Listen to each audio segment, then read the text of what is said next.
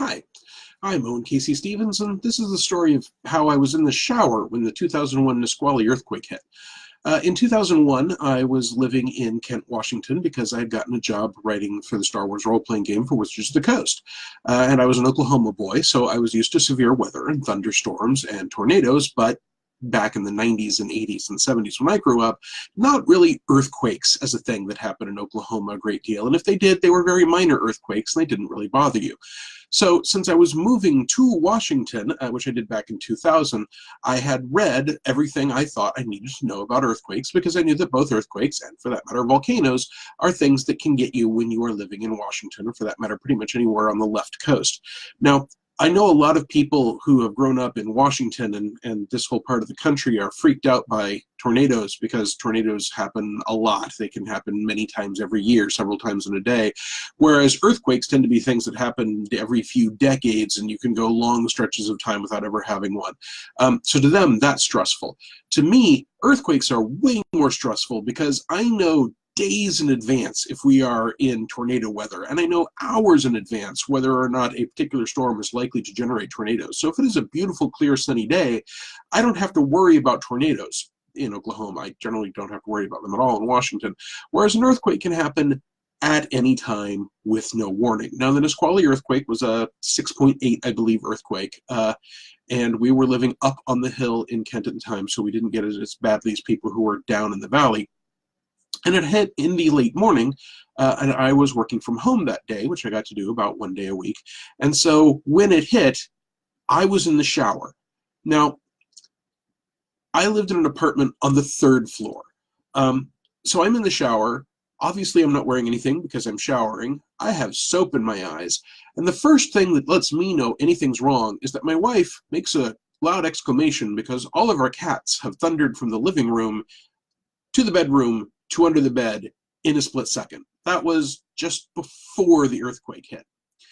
Then the entire apartment building begins to shake. And to give you a sense of what this was like, if you've ever been in a truck with a really bad suspension and it's gone over a large set of train tracks and there's that real jumping up and down bumping sensation, yeah, that's what the entire apartment building felt like. And we were on the 3rd floor, so it was swaying back and forth a bit as well. And I'm in the shower. Now, I'm going to feel kind of vulnerable during an earthquake under any circumstances, but when I'm naked and in the shower, I feel especially vulnerable. And at first, I thought, oh my God, the shower is collapsing. I didn't realize it was an earthquake. I'd never been in an earthquake that severe.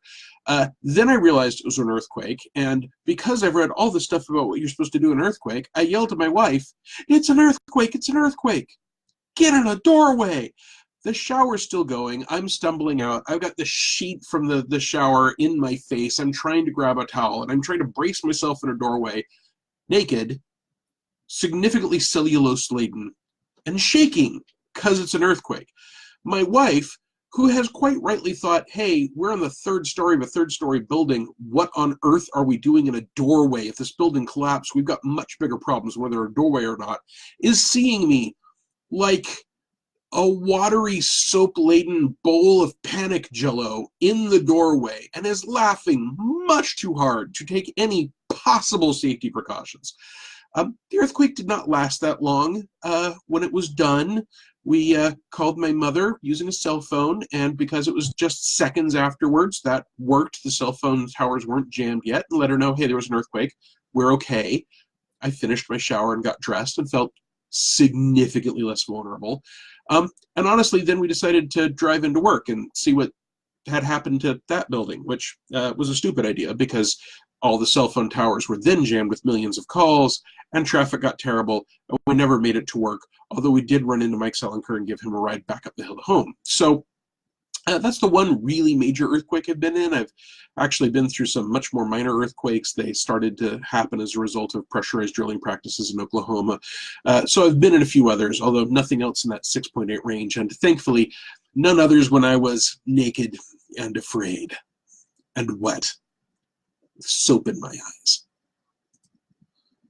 In my eyes.